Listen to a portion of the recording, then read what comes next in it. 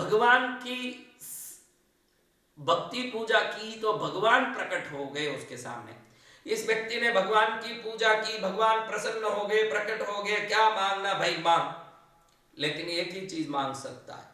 तो तुरंत इस व्यक्ति ने मांगा, मेरे अपने सोने के महल में 7वें मंजिल में मेरे 7वें पीढ़ी के पोते को गोद में खिलाते हुए, अपने दांत से गन्ना चबाते हुए, उस महल को अपने आंखों से अच्छे से देखते हुए, बल पुष्ट होकर के सोने के कटोरे में मेरे 7वें पीढ़ी के पोते को दूध पिलाता रहूं। उस समय मेरे परिवार के हजारों लोग घर में आनंद से घूमते रहे। ये एक ही दृश्य देखना चाहता हूं महाराज, इससे ज्यादा मुझे कुछ नहीं चाहिए। ये मांगा। देखो कैसा होशियार आदमी। ये कथा हर एक ने सुनी होगी, नहीं भी सुनी होगी तो इसने मांगा सबसे पहले सोने का 7 मंजिला बंगला।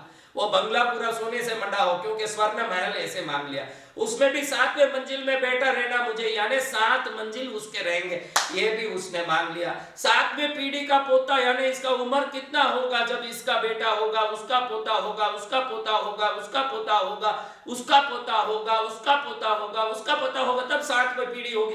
तब तक ये जीवित रहेगा, आंख भी अच्छे रहेंगे, दांत से गन्ना चबाता रहेगा ना, दांत भी मजबूत रहेगी, आंख से महल को देखेगा, बच्चे को खिलाएगा, और हजारों परिवार रिश्ते वाले घर में रहेंगे। यानी परिवार वाले कितने हो जाएंगे और महल कितना बड़ा होगा, उसमें सब आनंद से रहेंगे। वो भी मांग लिया। एक चीज मांगा, और उस एक चीज में क्या क्या नहीं मांगा देखिए। ये मांगने की जो कला है, इसको भारतीय संस्कृति ने कभी मना ही नहीं किया। कई बार संतों से ये प्रश्न उठा कि परब्रह्म से, ईश्वर से मांगना सही है या नहीं। ईश्वर से मांगना सही है, उनसे जो सर्वज्ञ हैं, सब कुछ जानते हैं, मुझे क्या देना वो जानते हैं। क्योंकि आज भी ये एक विवाद चलता है। कई संत कहते हैं कि मांगो मत, ईश्वर सब जानता है, जो तुमको देना वो स्वयं देगा।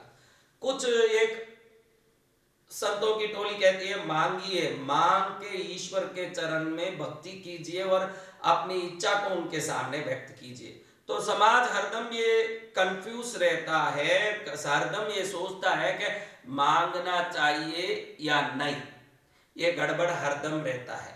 इसका जवाब शास्त्र क्या कहता है, शास्त्रोक्त इसका जवाब क्या है। ईश्वर से कैसे मांगे, क्या मांगे, क्यों मांगे, मांगे या नहीं।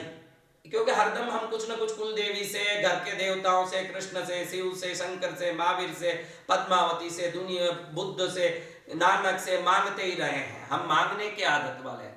तो इसके बारे में हम कल सुनेंगे, हम इसके बारे में कल सुनेंगे।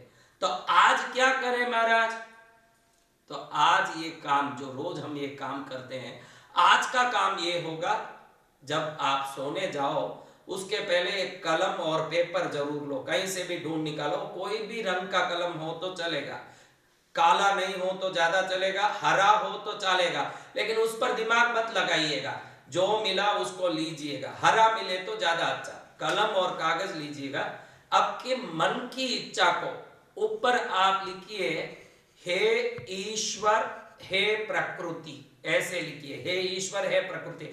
नीचे आप हर इच्छा अपनी लिखिए, ये मुझे आप प्रदान करें। नीचे ऊपर हे ईश्वर, हे प्रकृति लिखें, नीचे आप अपनी इच्छा पूरी लिख के ये आप मुझे प्रदान करें। ऐसे लिख के आपके घर में जहां देवी देवताओं की उपासना करने का स्थान है, जहां देवी देवता का पूजा का स्थान है, कोई फोटो हो उसके चरण में रख दीजिए। ऐसा आप कोई स्थान नहीं रखते हैं घर में, तो इस पत्र को आप अपने तकिए के नीचे रख के सो जाइए, क्योंकि आपके अवचेतन मन में, आपके आत्मा में ईश्वर का निवास तो निश्चित रूप से है।